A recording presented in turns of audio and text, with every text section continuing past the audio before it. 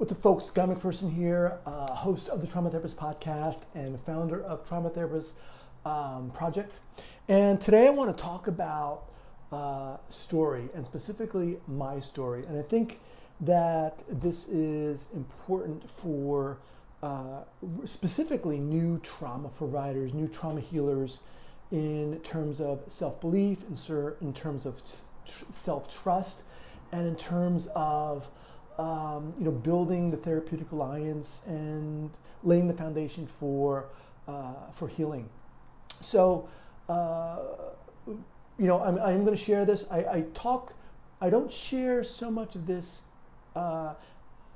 except in webinars. And I think it's important because my hope is that it'll give some of you some inspiration for just believing in yourself and being enough to do this work.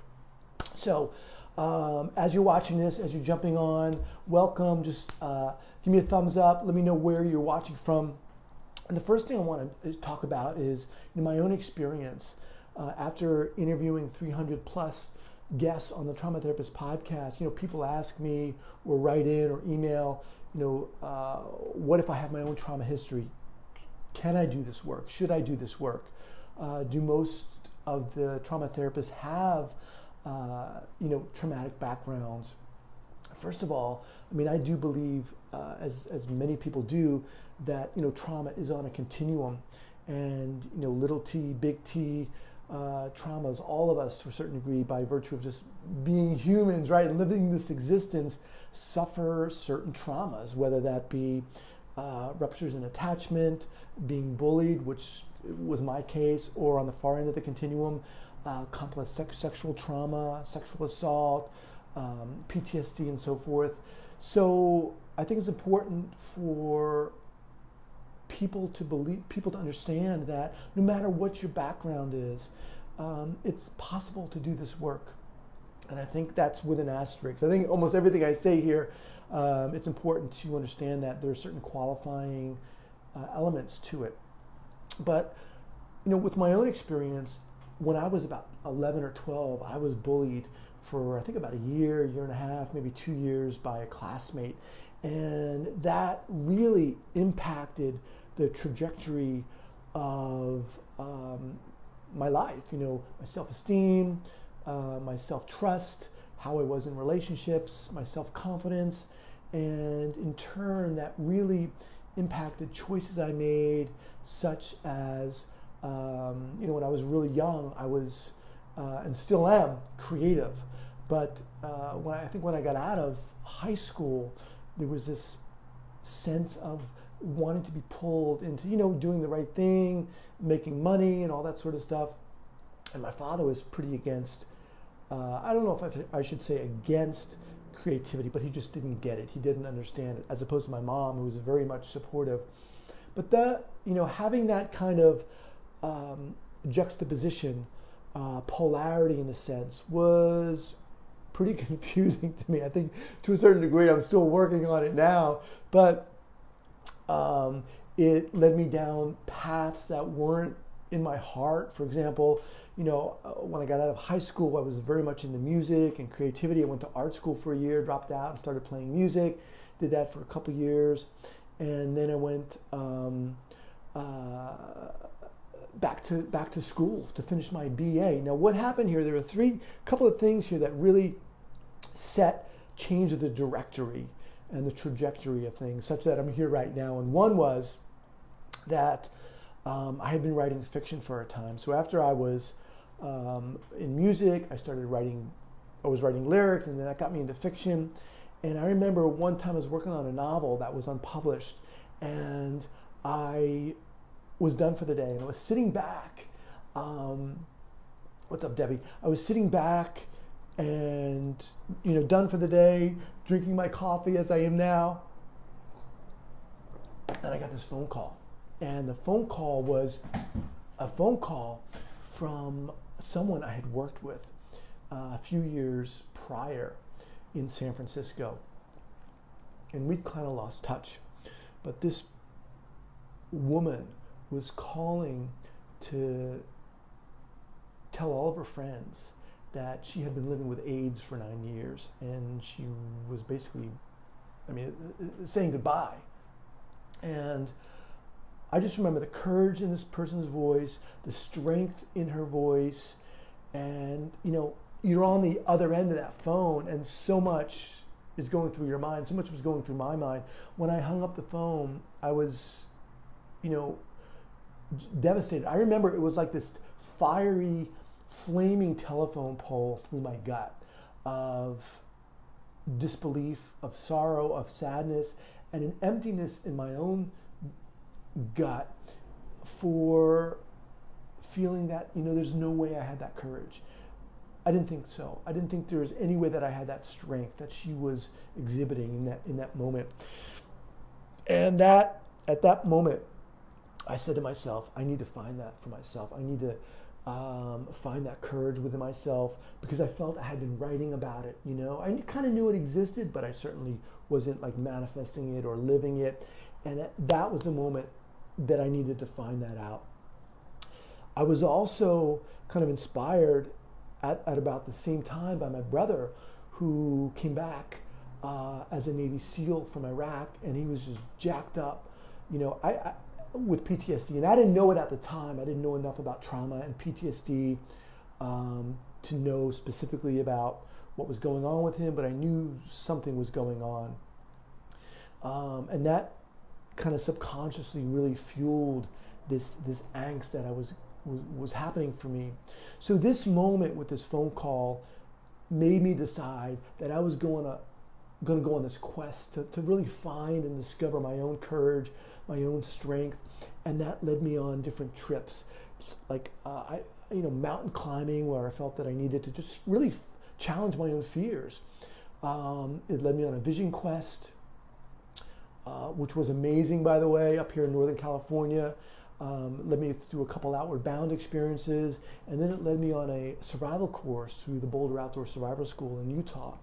And this was a 14-day course, and you're out there in the middle of nowhere in summer. It was crazy, with about 14 other people who I didn't know, right? You don't know.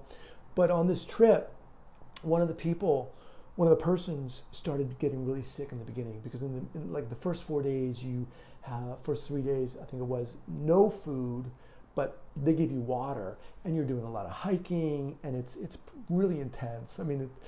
For me it was, at least. I'm not a mountain man, but one of the persons on this trip got really sick, got really ill, was hallucinating, and just could not keep it together.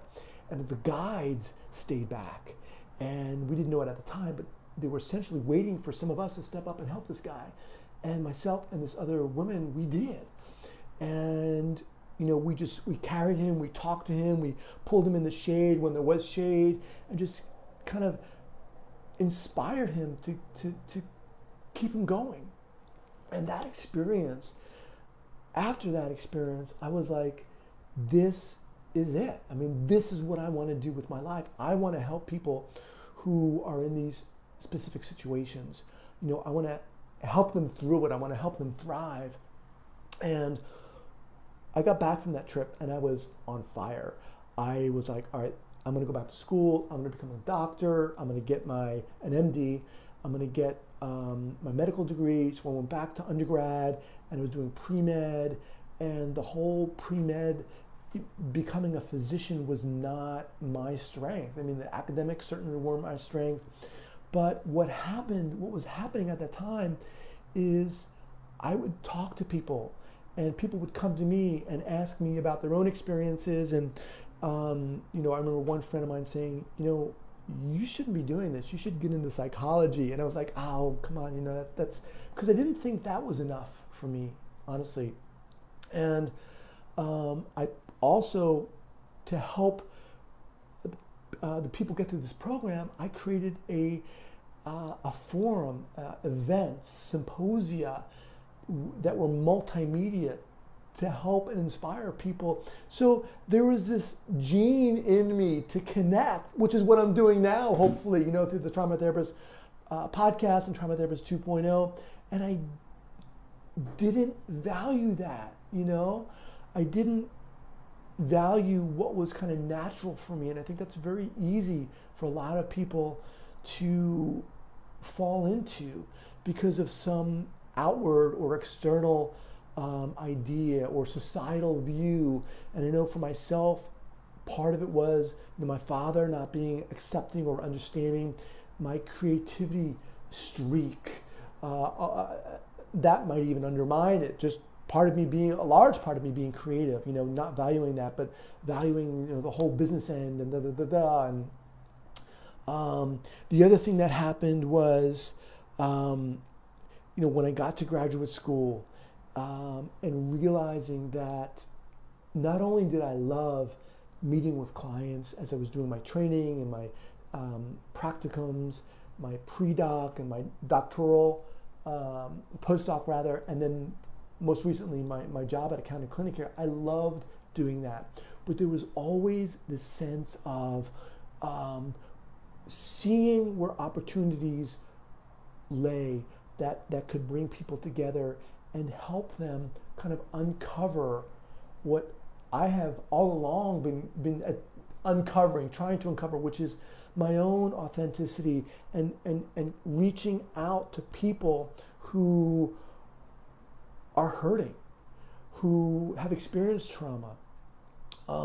So I'm saying this hopefully and I say this with the weight and the words and the inspiration of my 300 plus guests on the Trauma Therapist podcast who have corroborated this, and what I'm trying to say is there's so much value in who you are as a person, your experiences, wherever, those traumatic experiences fall on that continuum. It doesn't matter.